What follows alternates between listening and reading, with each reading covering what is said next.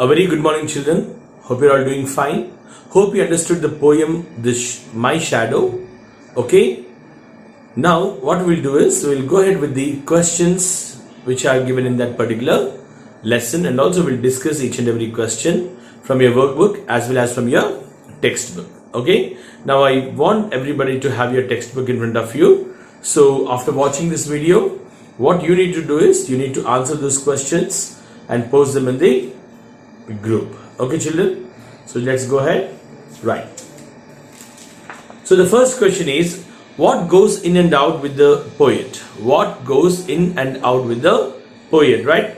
So we know the answer, that is shadow goes in and out with the poet, right? And the shadow doesn't leave the poet at all, right?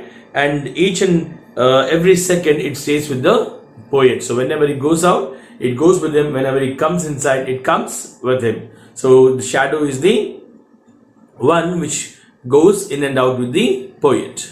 Okay. Okay, now come to the second question. What does the poet find funny about the shadow?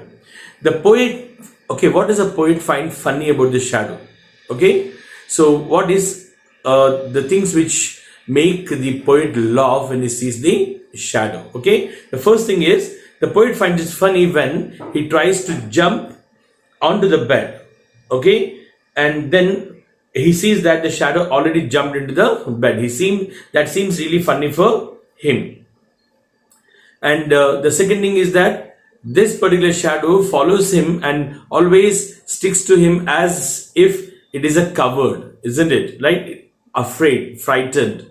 Okay, and most of the times, most of the times he doesn't see the shadow anywhere. Sometimes it is very tall, sometimes very short, and sometimes it doesn't see the shadow at all. So all these things, like the poet finds it as a funniest things, and also that really makes him laugh, right? So that's the question. That's the answer for what does the poet find funny about the shadow. Why does the poet call the shadow coward? Why does the poet call the shadow coward? So he says that it's really covered because there is a time of the day when shadow is absolutely close to the poet, as if it is afraid of something or someone. Okay, it always walks with him, and also it sticks to him and doesn't leave him. Even he runs, or even he goes anywhere, even he sits down, so it is always with him. So it is more like, it sticks to him. That's why he says that this shadow is really covered. It is frightened of someone. That is the reason why he is always sticking to me. Okay, so next question. What does the poet find one morning? What does the poet find one morning? So,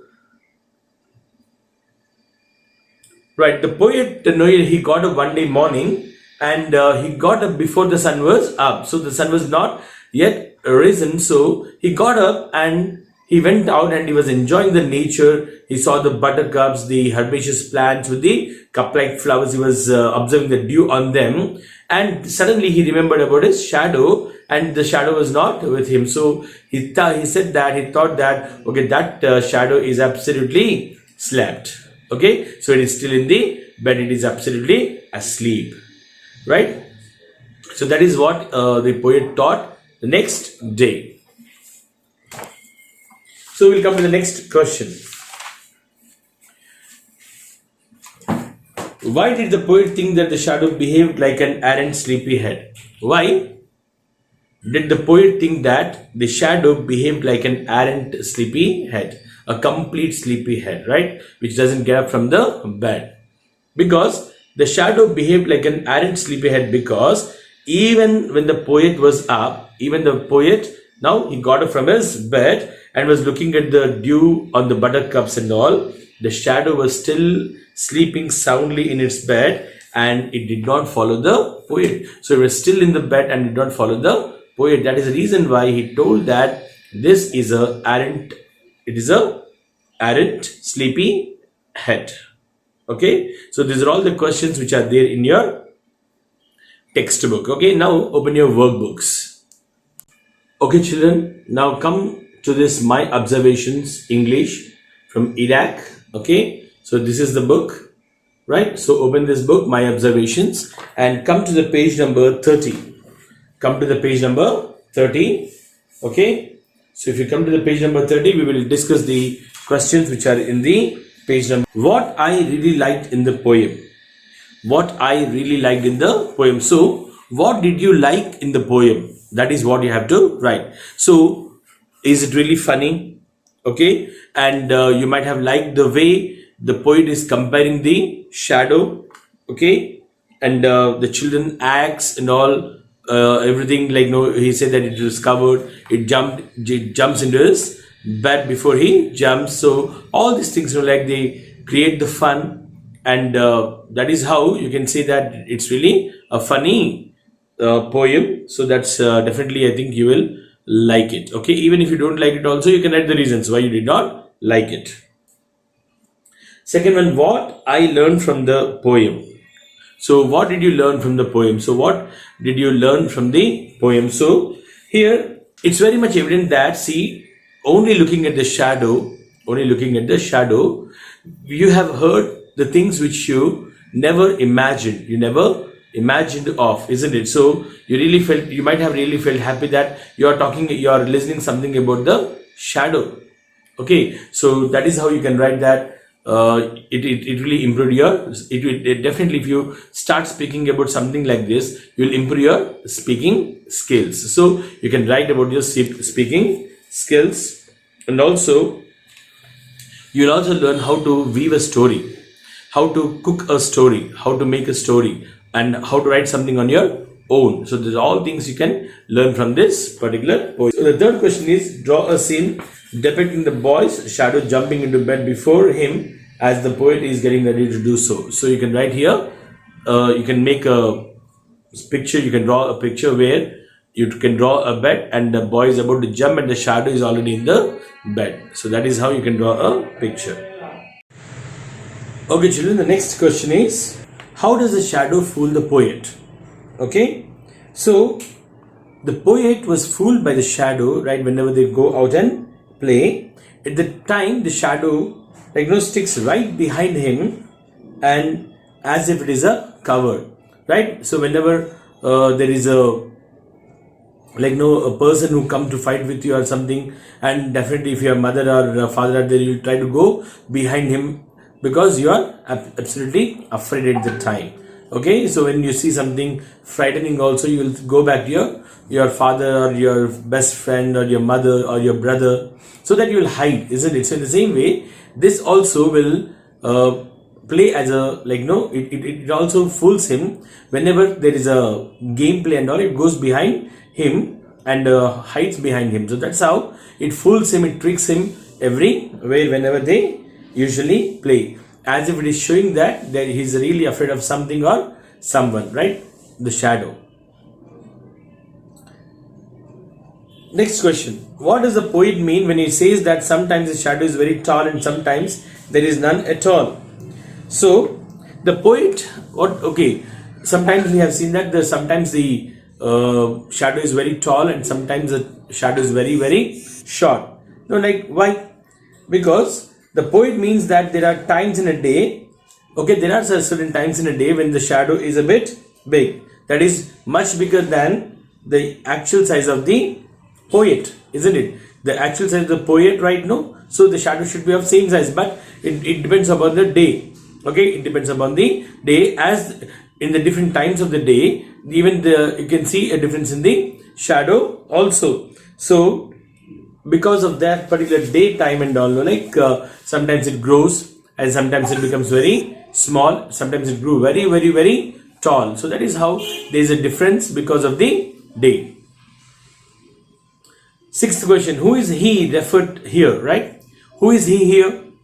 He is the poet, the person whom the sentence says that he, so that is the poet.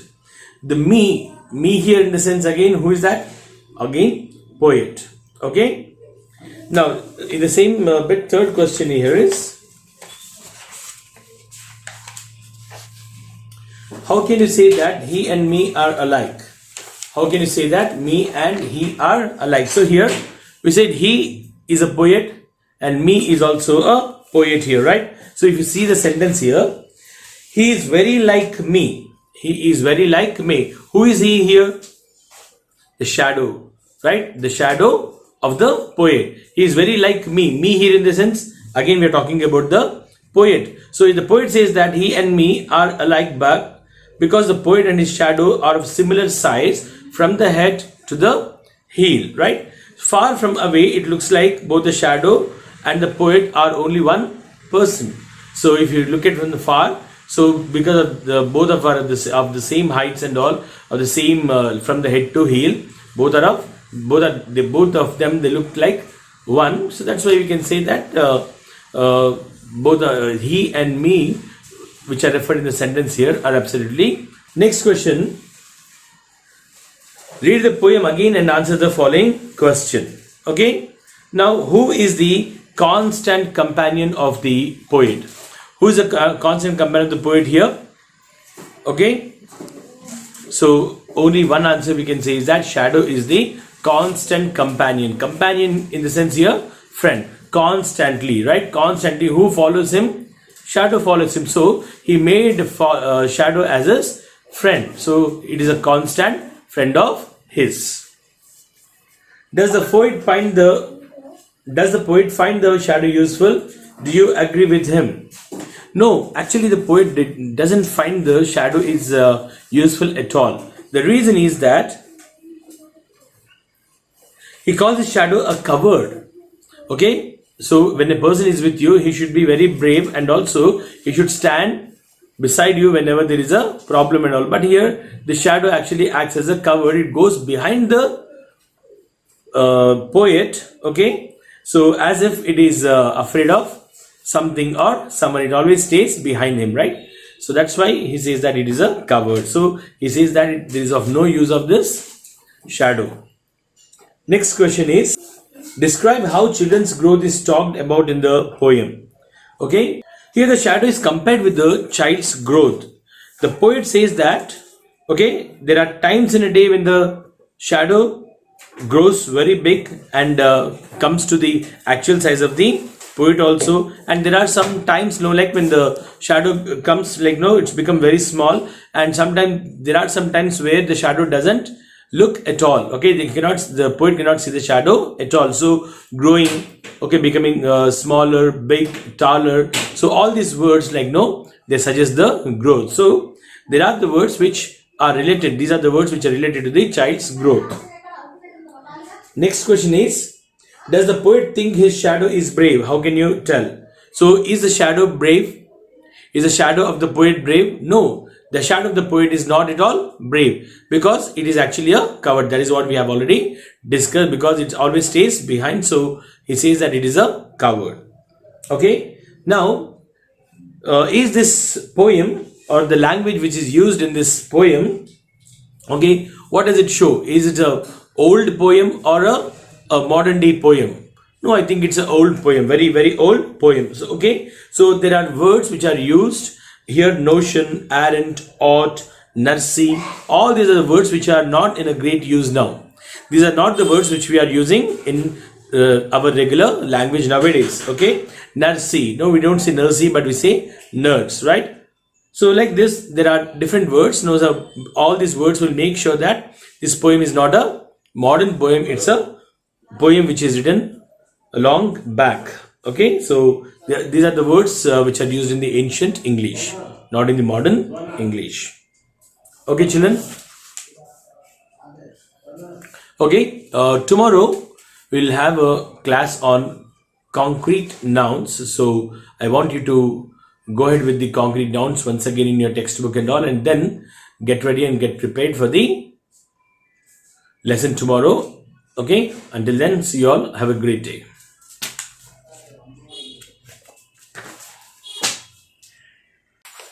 Come to the page number 50. Pick the correct option. And what can be the use of him is more than I can see. What do you think the poet means to say in this line? I can't see my shadow. I don't like my shadow following me. I don't see the purpose of having a shadow. So the answer for this is, that is the first one, A is, I don't see the purpose of having a shadow, because he see more than what are the uses of the shadow, because always when it goes inside him, and sometimes it comes outside the boy, and only just it roams with him, it sticks to him, so he doesn't see any use of that particular shadow. How are the second and third stanzas alike? Both stanzas have 4 lines. In both stanzas, the poet talks about how the shadows changes size. In both stanzas, the poet seems to compare the shadow to children. So, which is the right one here? Yes, I think it's third one, that is in both stanzas. Okay, the poet seems to compare the shadow with the children. In fourth stanza, why poet have no shadow? When you come to the fourth stanza, why the poet have no shadow? The poet had no shadow because there is dew on the ground. The poet had no shadow because the sun is not up yet. The poet has no shadow because the poet is asleep. No. Which one is the right one? Yeah, the second one is right. The poet has no shadow because the sun is not up yet. What is the main purpose of the poem? What is the main purpose of the poem? To explain why people have shadows. Is it to explain why people have shadows? Or to appreciate how shadows do funny things? To make fun of shadows? So I think it's the second one, that is to appreciate how shadows do funny things. Which word best describes the speaker's tone? Which word describes the speaker's tone? So is it a serious note? Okay. Or is it angry, or is it lively? It is absolutely lively. The poet here, in the perspective of a child, is a really very lively, and also he is explaining everything, what's happening with him along with the shadow. Okay, children, so we'll end this topic here, poem here, and tomorrow we'll have the discussion of the question and answers. Until then, see you all. Have a great day. Take care and bye.